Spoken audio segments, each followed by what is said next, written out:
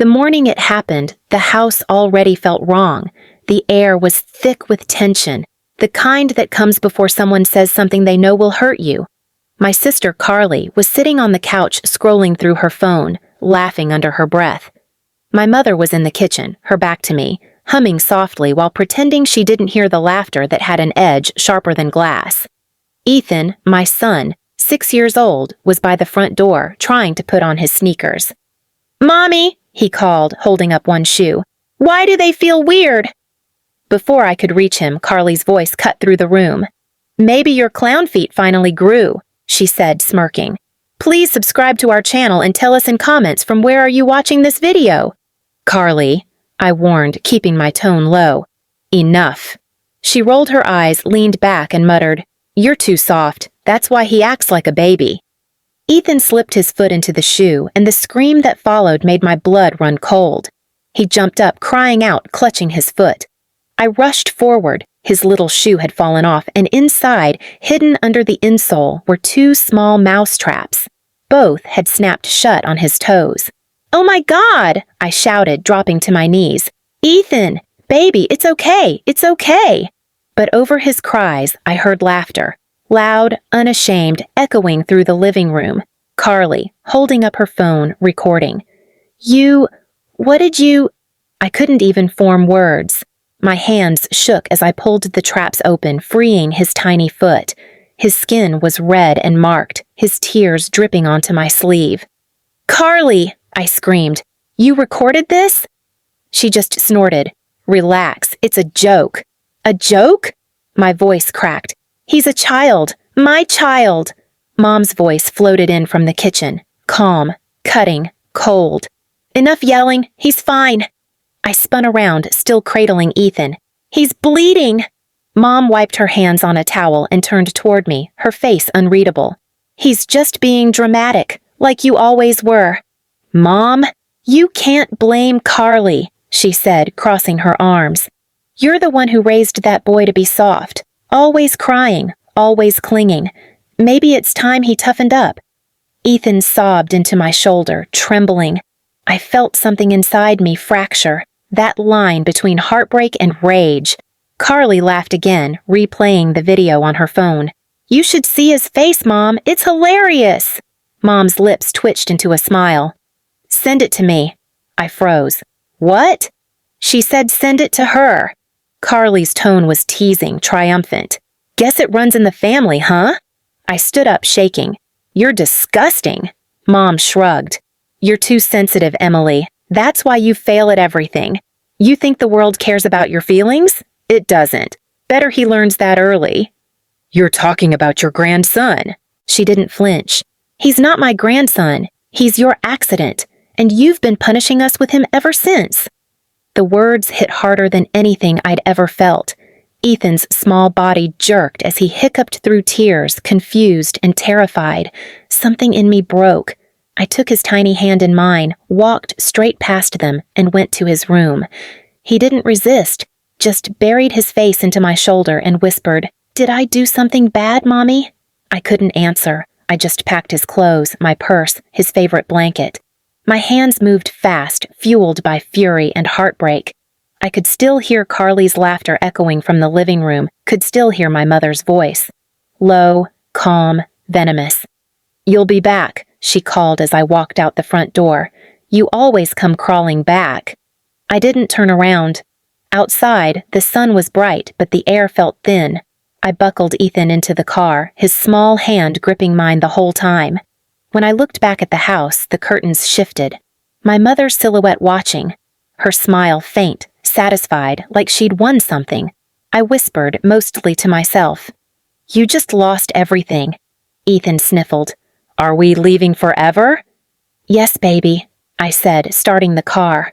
"Forever!" The drive was silent except for his small breaths.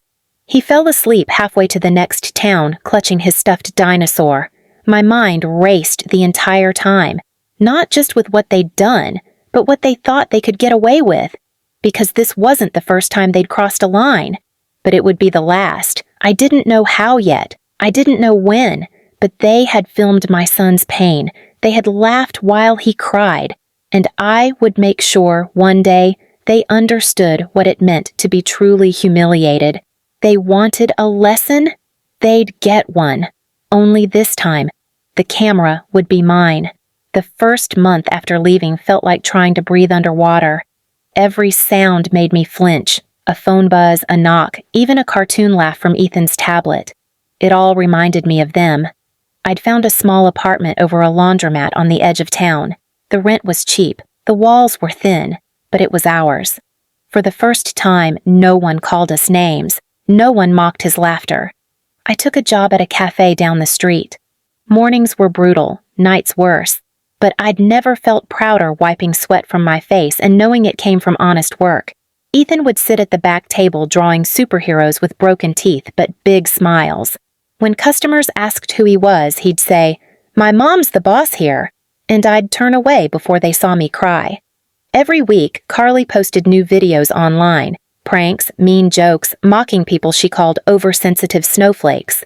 One day, a coworker showed me a clip. My heart stopped. It was Ethan, the same video from that morning. She'd uploaded it, captioned, "When weak parents raise weak kids." Thousands of views, hundreds of comments, some laughing, some horrified. I couldn't breathe. My hands shook so hard I dropped my phone. That night, I watched my son sleep, his chest rising softly, the faint scar still visible near his toes. I'd promised him safety, and now strangers were laughing at his pain. The next day, I went to the police. They said there wasn't much they could do. "It's just a video," the officer said. "Freedom of speech." Freedom of speech. That phrase felt like poison. For weeks, I couldn't focus at work. I'd stare at the espresso machine and hear Carly's laugh echoing through my skull. But grief eventually turns to steel. One evening, after closing up, I opened my laptop and started searching. Privacy laws, defamation, digital rights. I read for hours, night after night, while Ethan slept with his little hand curled around his dinosaur plush. I learned everything: how online evidence works, how to track IPs, how to report child exploitation, how to make it public without breaking the law. I didn't want revenge. Not at first. I wanted justice. But when I saw Mom's comment under the video, maybe now she'll learn to raise him right. Something inside me snapped back into place. Not broken this time, sharp. I created an account under a false name and started posting comments beneath Carly's content. Not insults, just questions. "Is this your nephew? Why is he crying? Didn't you say your sister was abusive?" Within days, people started noticing the contradictions in her videos. She had built a small following, bragging about being an advocate for mental health. Hypocrisy was an easy target. I didn't lie. I just let their truth eat them alive. Then came the night everything changed.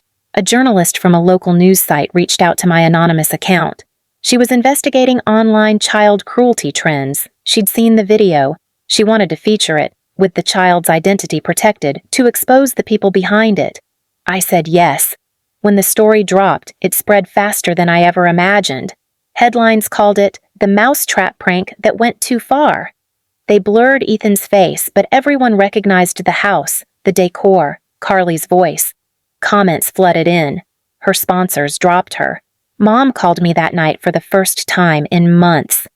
"You did this," she hissed. "You ruined her life." "No, Mom," I said, my voice steady for the first time. "You did. You think you're better than us? You and your little mistake." I hung up. Ethan stirred in bed, whispering, "Mommy, go back to sleep, baby." But as I watched him dream, I knew I wasn't done. This wasn't over. They'd taught me cruelty. Now, I'd teach them consequence. They called me the night the comments turned uglier than the headlines. Carly's manager rang first, voice trembling, saying sponsors were pulling ads, PR. Teams wanted distance, and the brand deals that paid for her rent were gone. Then came texts from strangers, then emails from people who'd once liked her videos asking how she could be so cruel. Fame evaporated faster than she could post an apology.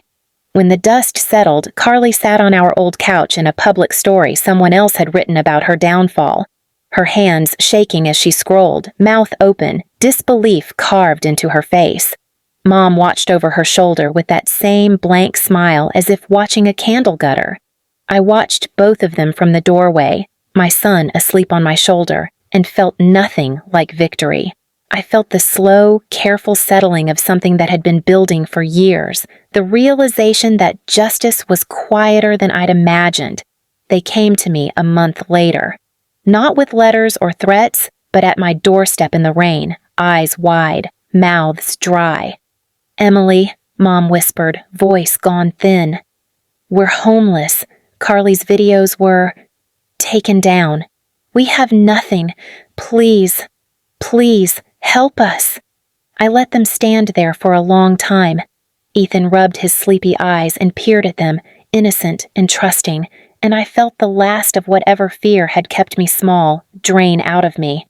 "I can give you one thing," I said, "but it's not money. It's not shelter. It's a job.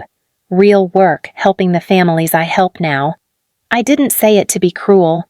I said it because cruelty had been their trade and work was the opposite of that. "You'll come 3 mornings a week to the community center. You'll clean. You'll sort donations. You'll sit in parenting classes. You'll volunteer at the children's playgroup and listen." Dad's jaw tightened. "So you'll let us do chores?" "No," I said. "You'll learn to be useful. You'll repay what you broke by rebuilding something that matters." They balked. Mom's eyes flashed with anger, then with the slow horror of people who finally understand that their currency, shame and control, no longer buys anything. Carly hissed, "You'll make us work for crumbs?" As if crumbs weren't the exact crumbs they'd left me and my son to live on. I enrolled them. The first week was the hardest to watch. Dad, clumsy with a broom. Mom whispering apologies that weren't yet meant for me but for the tile on their knees. Neighbors came into the center and one by one recognized the couple who used to host those loud Sunday dinners. There were stares, there were questions. There was the kind of social accounting that reputations fear more than bankruptcy. People watching who you were when you had nothing. It wasn't punishment. It was correction, the slow, grinding work of reversing harm. They scrubbed toys I'd once found chewed and put them back. They folded donated blankets with hands that had never known to be gentle. They sat in circle after circle of other parents whose trauma sounded familiar and too often soundtracked with laughter and dismissal. They had to hear, every week, stories of small things they had taught the world to tolerate, and then they had to show up and choose a different pattern. Carly disappeared from my life the day she stopped showing up. She moved to a cheap motel and took night shifts at a grocery store.